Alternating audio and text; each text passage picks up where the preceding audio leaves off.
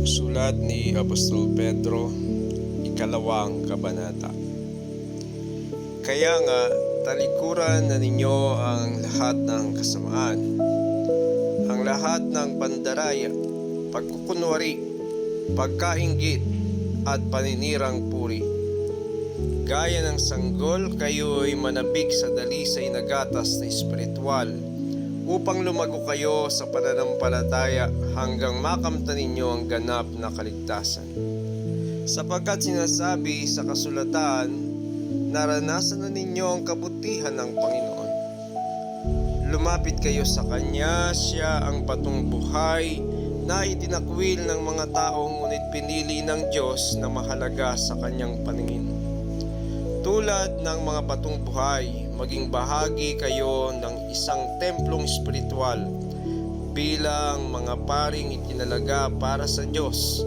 Mag-alay kayo sa Diyos ng mga handog na espiritual na kalugod-lugod sa Kanya, alang-alang kay Hesukristo. Sapagkat sinasabi ng kasulatan, tingnan ninyo, inilagay ko sa Sion ng isang batong panulukan, pinili at mahalaga.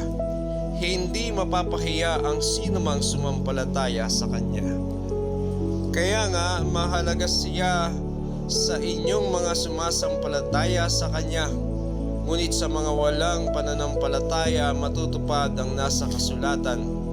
Ang batong itinakwil ng mga tagapagtayo ng bahay ang siyang naging batong pundasyon at batong katitisuran ng mga tao, batong ikadadapa nila. Natisod sila sapagkat hindi sila sumunod sa salita ng Diyos. Ganoon ang nakatakda para sa kanila. Ngunit kayo ay isang lahing pinili, grupo ng maharlikang pari, isang bansang nakalaan sa Diyos, bayang pag-aari ng Diyos upang magpahayag ng kahangahangang ginawa niya. Siyang tumawag sa inyo mula sa kadiliman patungo sa Kanyang kahangahangang kaliwanagan. Kayo'y hindi bayan ng Diyos noon, ngunit ngayon kayo'y bayang hinirang niya. Noon pinagkaitan kayo ng habag, ngunit ngayon tinanggap na ninyo ang Kanyang habag. Mga minamahal, nakikiusap ako sa inyo bilang mga dayuhan at pansamantalang naninirahan lamang sa daigdig na ito. Talikuran na ninyo ang masasamang hilig ng katawan na naghihimagsik laban sa inyong kaluluwa.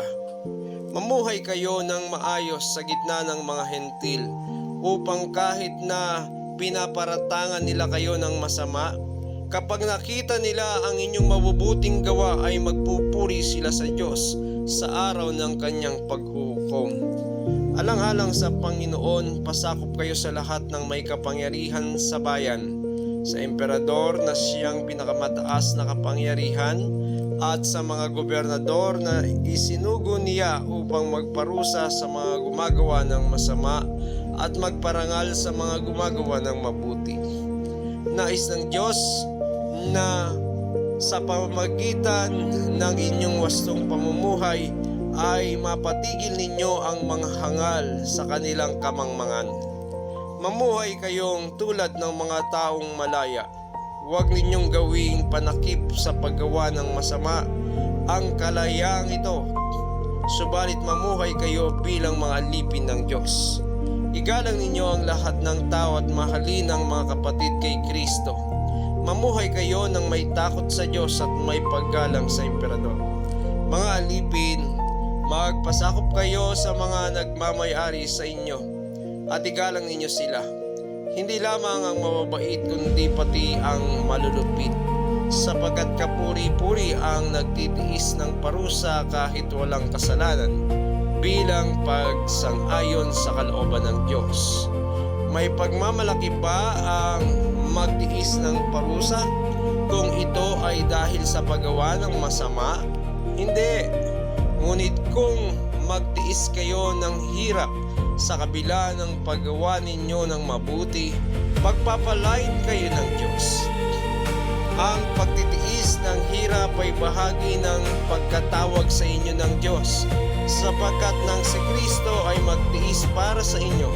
Binigyan niya kayo ng isang halimbawang dapat tularan.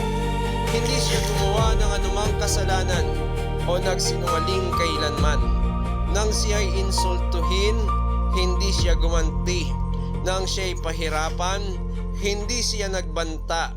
Sa halip, ipinaubaya niya ang lahat sa Diyos na makatarungan kung humatol.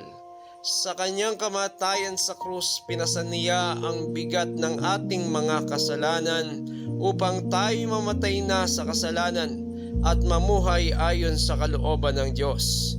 Kayo'y pinagaling na sa pamamagitan ng kanyang mga sugat, sapagkat kayo ay tulad ng mga tupang naliligaw, ngunit ngayon kayo'y nanumbalik na upang sumunod sa pastol at tagapangalaga ng inyong mga kaluluwa. Purihin ang Panginoon.